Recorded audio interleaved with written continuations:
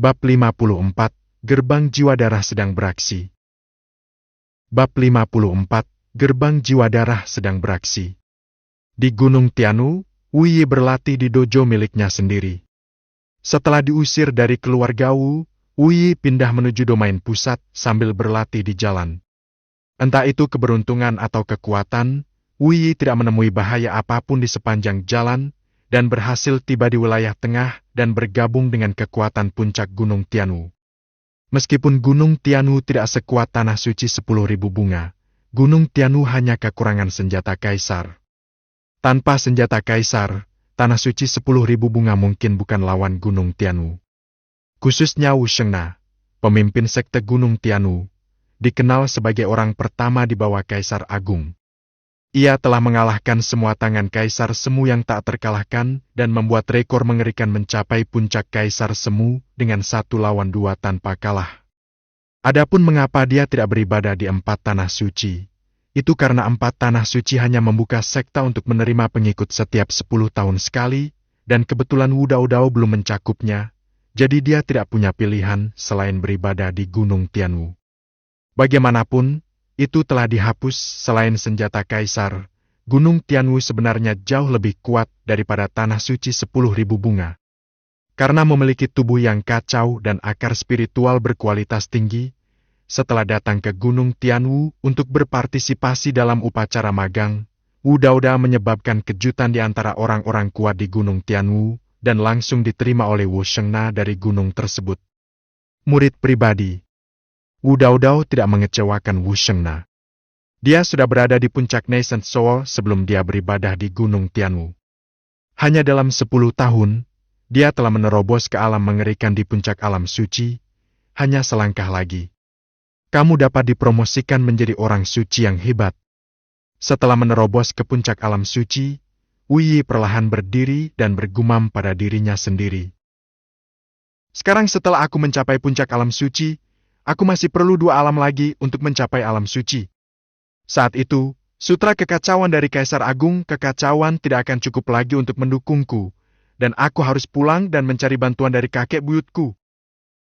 Memikirkan hal ini, Wu Yi jatuh selangkah demi selangkah, menghilang ke dalam dojo, dan segera tiba di depan dojo Wu Shengna.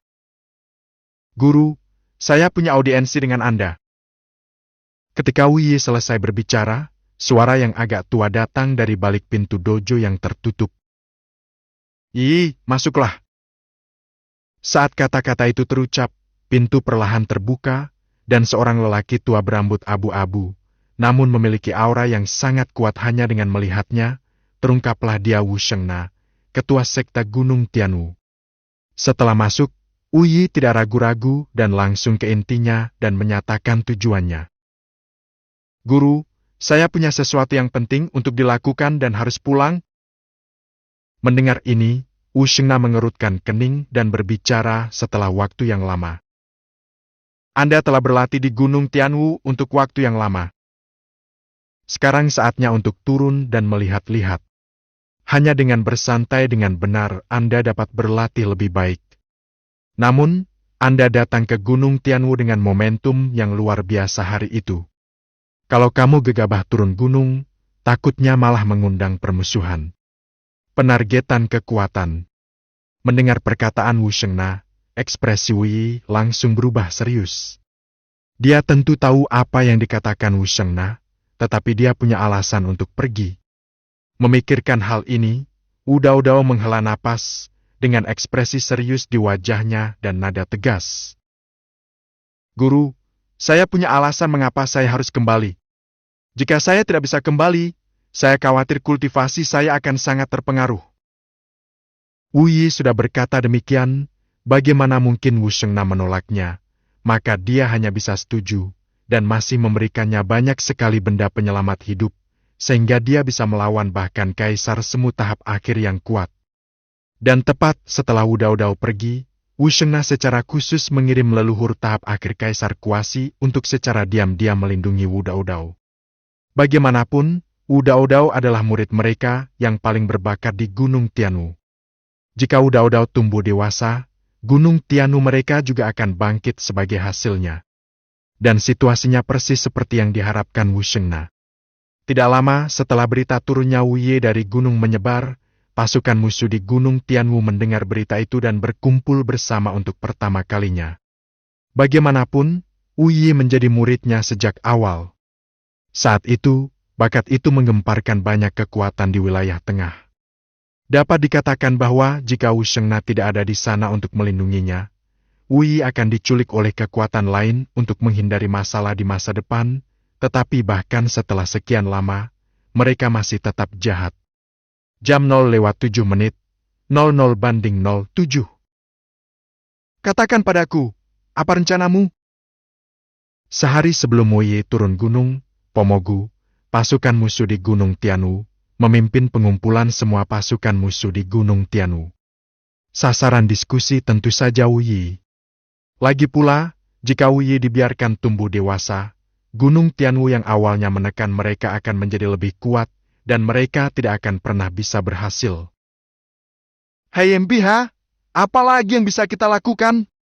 Kita dilindungi oleh Wu Shengna di Gunung Tianwu, dan kita tidak bisa melakukan apapun terhadap anak itu. Tetapi jika anak itu meninggalkan Gunung Tianwu, tidak ada yang bisa kita lakukan terhadapnya. Seorang pria kuat bertelanjang dada dengan bekas luka di punggungnya berkata dengan wajah garang. Dia juga membawa 2 pisau emas panjang di punggungnya. Mereka adalah Dou Hao Huang, pemimpin sekte pisau emas, salah satu pasukan teratas. Mendengar ini, yang lain mengangguk. Jika mereka bisa membunuh Wu Dao Dao, tentu saja mereka akan sangat senang. Ada perlindungan formasi pelindung sekte di Gunung Tianwu. Bahkan jika mereka pergi bersama, mereka tidak dapat menghancurkan formasi pelindung sekte, apalagi membunuh Wu Dao Yao. Sekarang jika ada kesempatan, maka wajar saja dia akan berusaha membunuh dengan sekali pukul.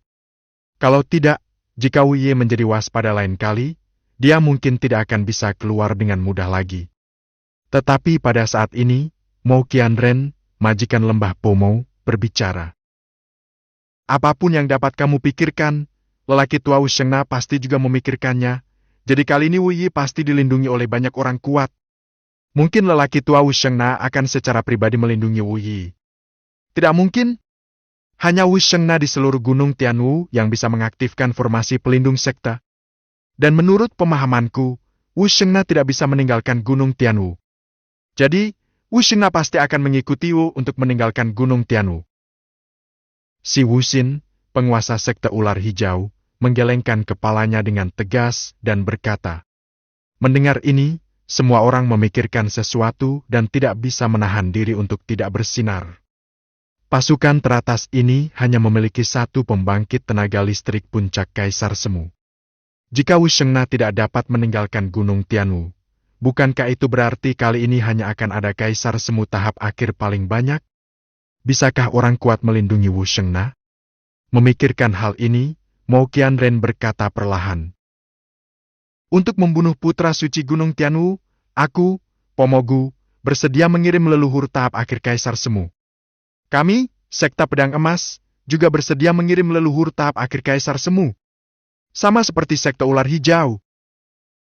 Tak lama kemudian, kelima pemimpin kekuatan teratas yang hadir semuanya sepakat bahwa setiap kekuatan akan mengirim seorang leluhur tahap akhir kuasi Kaisar, totalnya 5 leluhur tahap akhir kuasi Kaisar, untuk mencekik Wu Dao.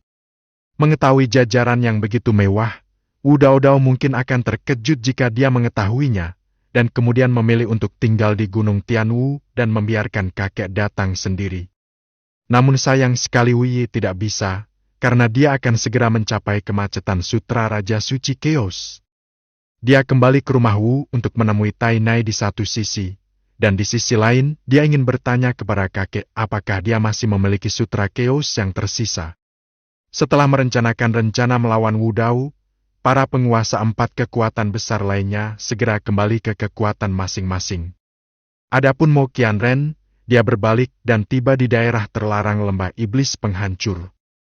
Jauh di dalam daerah terlarang lembah iblis penghancur, berdiri seorang biksu yang seluruh tubuhnya diselimuti jubah hitam.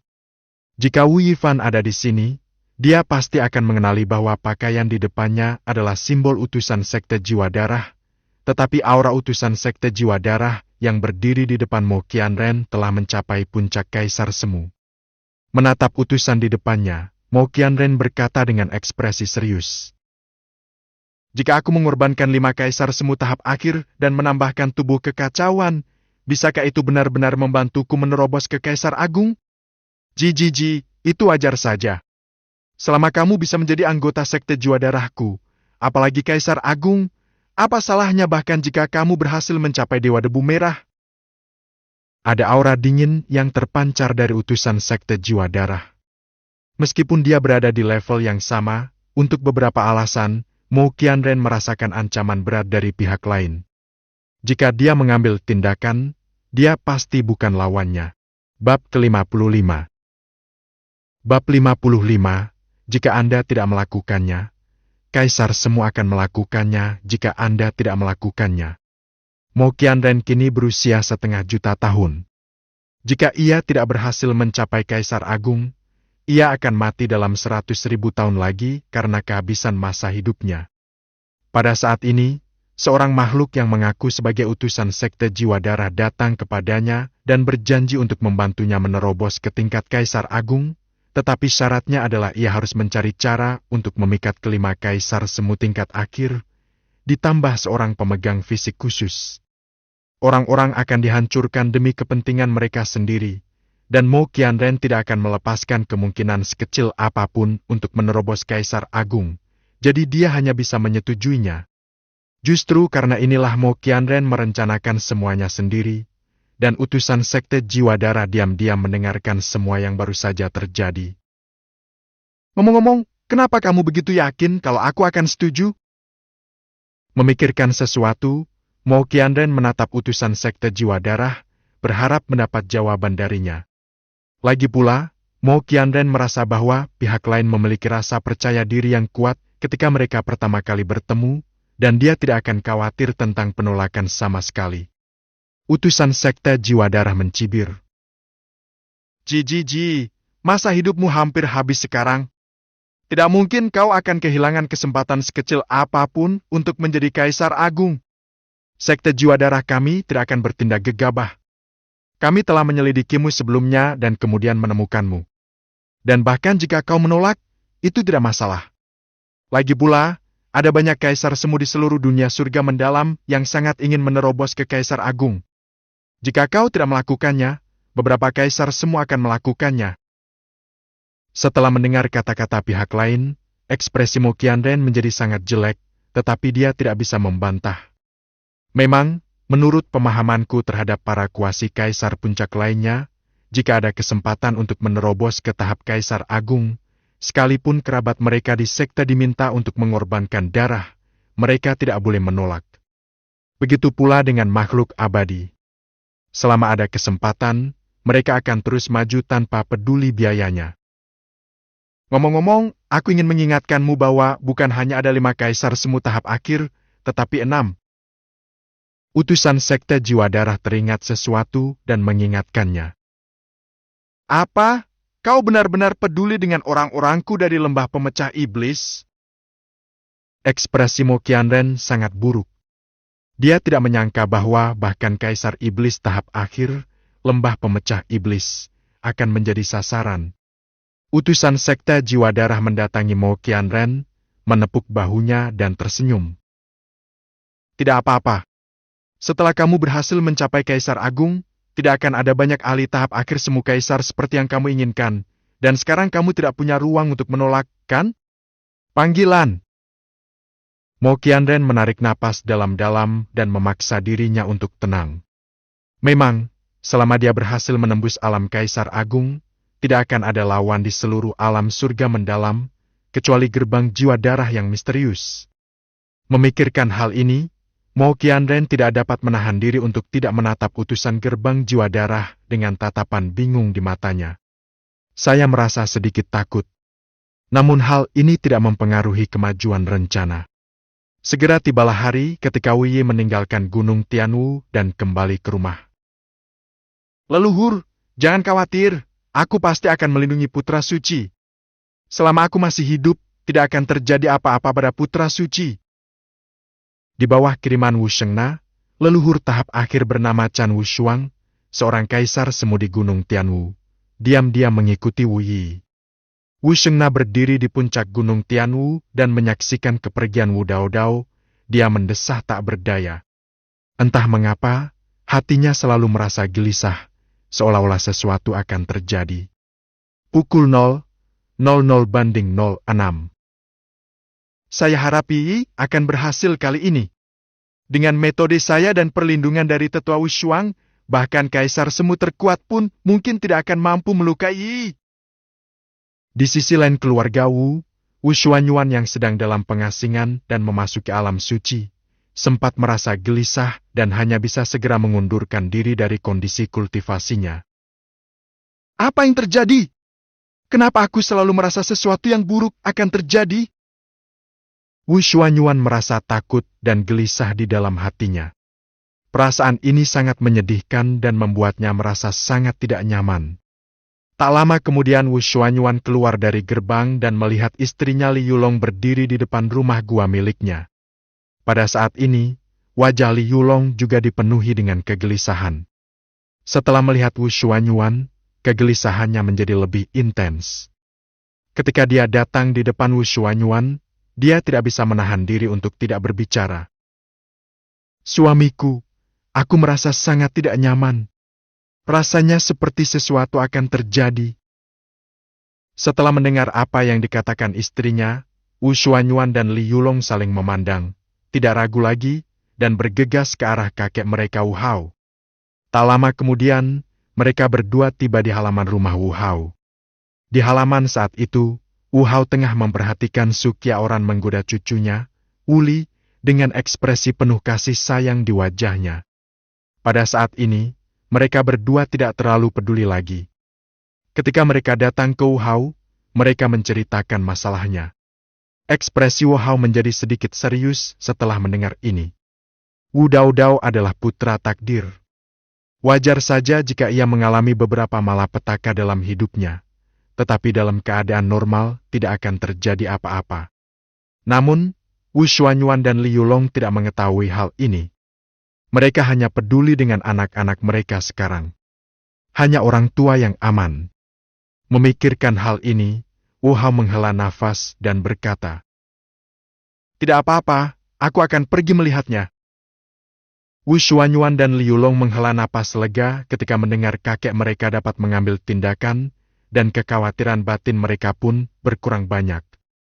Sekarang setelah sang kakek mengambil tindakan, putranya seharusnya baik-baik saja. Saat dia masih di wilayah tengah, Wu Hao tahu bahwa Wu Daodao sedang berlatih di Gunung Tianwu. Bukan karena Wu Hao ingin memperhatikannya dengan sengaja. Wu Hao sekarang berada di puncak Dewa Debu Merah, dan dia hanya selangkah lagi untuk menerobos ke Dewa Abadi Sejati. Cakupan pengetahuan terlalu luas, dan Anda hanya perlu melakukan sedikit penjelajahan untuk mengetahuinya.